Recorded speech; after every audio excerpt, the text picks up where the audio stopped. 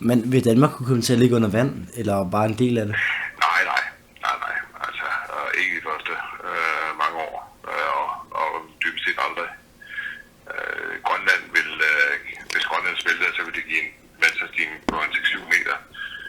Antarktis er selvfølgelig væsentligt større, det er så en 60-70 meter. Men stadigvæk, der er en del af Danmark, som stikker op. Ja, Men det det... sker ikke de første 1000 år, så det er ikke det, vi skal bekymre os om. Men det er klart, at vores kyster bliver påvirket, og havnene, vores kystbyer bliver påvirket. Har den globale opvarmning store konsekvenser på vejret?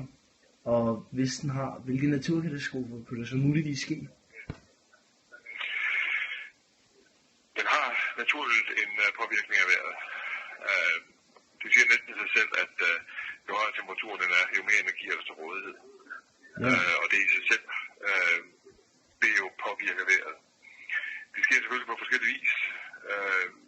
Dels i form af mere nedbør, kommer for eksempel i kraft af, at temperaturen er steget, så der er så fordampning, så er der mere vand i atmosfæren. Det er den ene del. Varmen og energien vil betyde, at skyerne bliver lidt mere aktive. De kraftige tordeskyer, de får det mere guf, og så bliver der mere opdrift inde i skyen, så de kan isolere og akkumulere mere nedbør. Det er jo baggrund for vores skybrud. Så kan man så diskutere styrken af storme, tropiske orkaner og sådan noget, men der er en logik i, at de bliver påvirket og bliver også stærkere.